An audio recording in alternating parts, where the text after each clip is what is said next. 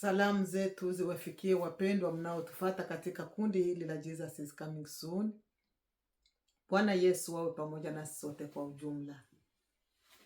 Tumeneemika tena kwa siku ya leo kuona tuko hai, sio kwa nguvu zetu, hapana, lakini ni kwa nguvu za Mwenyezi Mungu. Nasi matumaini yetu tunaamini ya kwamba na nyinyi ambao mnatutazama, amani ya Bwana iko pamoja nanyi.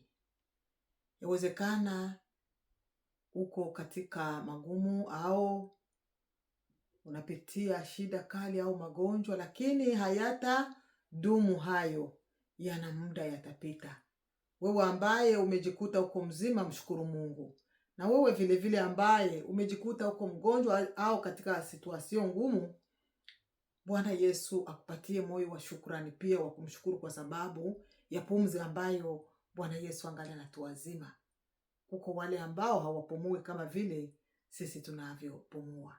Basi tunamrudishia Mungu sifa na heshima. Jina lake lisifiwe. Leo ni siku nzuri ambayo Bwana ametusaidia tena. Tumesikia mbubujiko wa neno lake ndani yetu. Roho wa Mungu ametuongoza tuweze kuzungumza neno pamoja na wapendwa mnaotufuata katika kundi hili la Jesus is Coming Soon. Bwana uwe nasi sote kwa ujumla.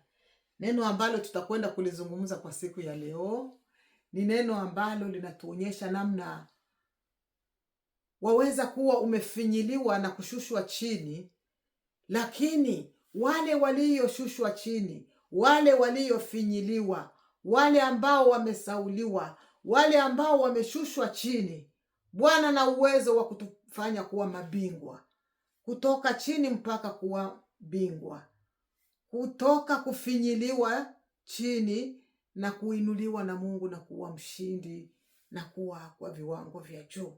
Tutajifunza leo wenzetu ambao wametutangulia katika hii safari katika imani, ambao walishushwa chini, walifinyiliwa chini, lakini baada ya kuwa katika hali ya uvictim,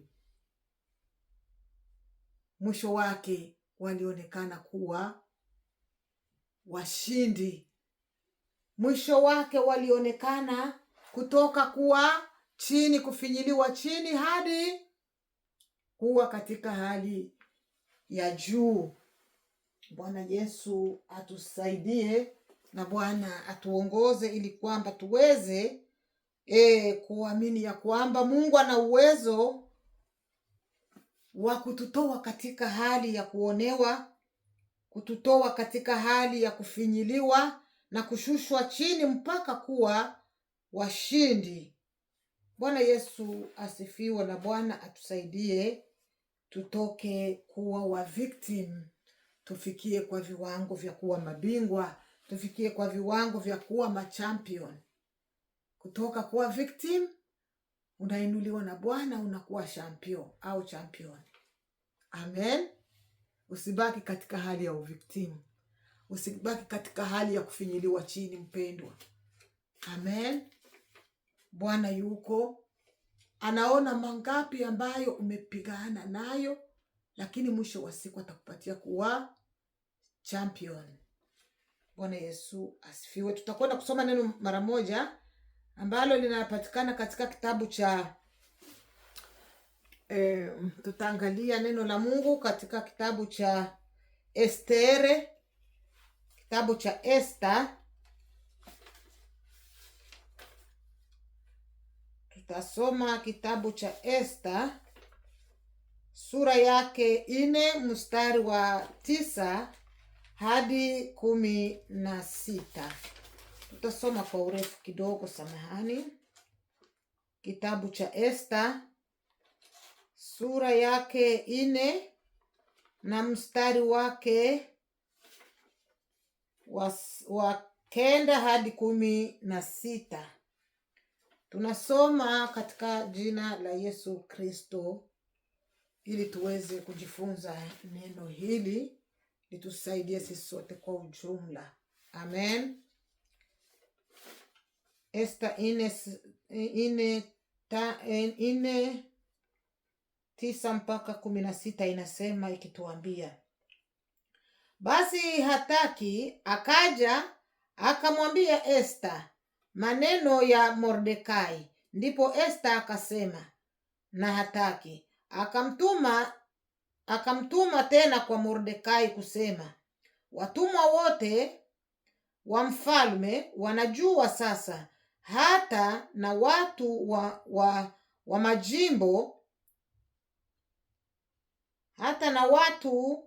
majimbo ya mfalme, ya kwamba mtu yeyote akiwa mwanamume au mwanamke atakayemjia mfalme katika ua wa ndani, wala hakuitwa, kuna sheria moja kwake, ni kwamba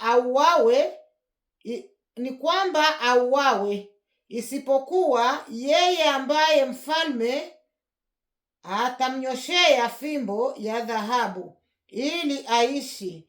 Wala mimi sikuitwa niingie kwa mfalme yapata siku 30. Basi akamwambia Mordekai maneno ya Esta, naye Mordekai akawaagiza wampelekee Esta jibu la kusema, wewe usijidhanie kuwa wewe utaokoka nyumbani mwa mfalme zaidi ya Wayahudi wote, kwa maana wewe ukinyamaza kabisa wakati huu, ndipo kutakapotokea Wayahudi msaada na wokovu kwa njia nyingine, ila wewe utaangamia pamoja na mlango wote wa baba yako. Walakini ni nani ajuaye kama wewe hukujia ufalme kwa ajili ya wakati kama huo? 15. Basi Esta akawatuma ili wamjibu Mordekai, uende ukawakusanye Wayahudi wote waliopo hapa Shushani, mkafunge kwa ajili yangu, msile wala kunywa muda wa siku 3, usiku wala mchana. Nami na wajakazi wangu tutafunga vile. Kisha nitaingia kwa mfalme kinyume cha sheria, nami nikiangamia na niangamie. Bwana Yesu atukuzwe na Bwana Yesu atusaidie. Hili ni neno ambalo tunalisoma, ambalo tunalikuta katika kitabu cha Esta, namna huyu mwanamke alikuwa mtu ambaye alikuwa ni yatima, alikuwa ni mtu aliyebakizwa na nyakati nyuma, alikuwa katika nchi ya ugenini, alikuwa ni yatima, alikuwa anaishi kwa binamu yake Mordekai. Lakini Mungu asiyetuangalilia mahali tumezaliwa, lakini Mungu anatuangalia ni sababu gani ambayo ilitufanya sisi kuzaliwa. Lakini Mungu hatuhesabilii mahali tumezaliwa wala mahali tumetoka. Mungu anatuangalilia ni nini sababu ambayo imetuma sisi tunazaliwa. Katika maelfu, ukiangalia mwanamke anapochukua mimba, ukiangalia katika hali ya namna mbegu za uzazi zinavyoingia katika nafasi ya mwanamke, unakutana ni mabilioni za mbegu zinaingia kwa mtoto mmoja tu, kwa turu moja. Baba na mama au mwanamume na mwanamke wakikutanana, unaangalia sasa ni mbegu ngapi ambazo zinakuja katika ule mlolongo wa mbegu zinazoingia kwa kizazi cha mwanamke.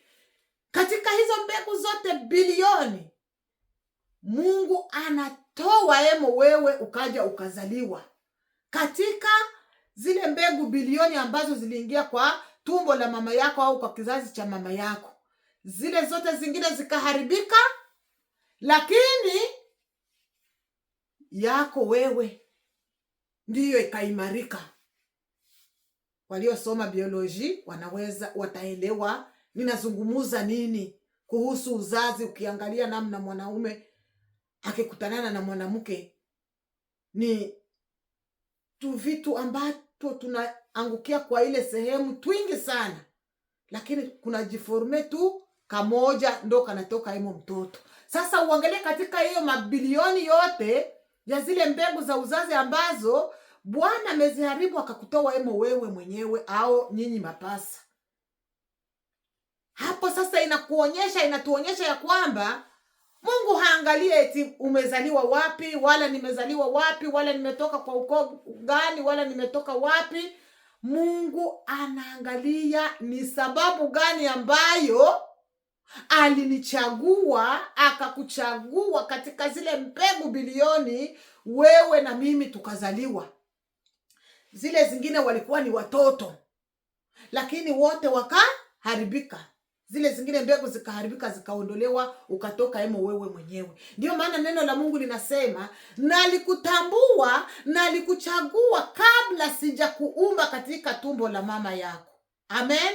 Ndio maana ikiwa kama unajikuta wewe uko ulimwenguni, hata kama waweza kupitia nini, hata kama waweza kuzaliwa kwenye jamaa ambalo ni fukara, hata kama ulitoka kwenye jamaa ambalo halijulikani, halina hata lidere yoyote, Mungu anaweza kukuinua ukawa lidere. Mungu anaweza kukuinua ukawa tajiri. Mungu anaweza kukuinua ukawa mtumishi.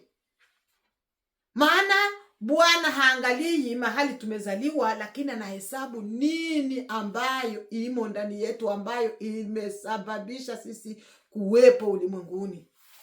Katika maelfu, wewe Bwana akakuchagua, mimi Bwana kanichagua mpaka nikazaliwa, mpaka ukazaliwa. Sio bahati mbaya, sio bahati nasibu. Lakini ukiitunza vibaya, ukiitunza hiyo bahati vibaya, unaweza kuiharibu wewe mwenyewe. Lakini ukiitunza vizuri na kuithamini, unaweza kupata faida. Tunaangalia huyu dada yetu Esther, alikuwa ni binti maskini wa kushushwa chini, mwenye kudharauliwa, lakini Bwana kamuweka wapi? Kwenye jumba la ufalme. Amen. Daudi alikuwa mwenye kusauliwa, hata wazazi wake walimsahau. Ulifika muda baba yake mzazi anakusanya wa ndugu zake kwamba hawa ndio wanastahili, lakini akasahau Daudi. Bwana ambaye haangalii mahali tumezaliwa, haangalii kwamba huyu hahesabiliwi wa thamani katika familia. Wewe Bwana najua una thamani katika hiyo familia, ingawa hauhesabiliwi kama vile wengine wanavyopendwa na kuhesabiliwa. Amen.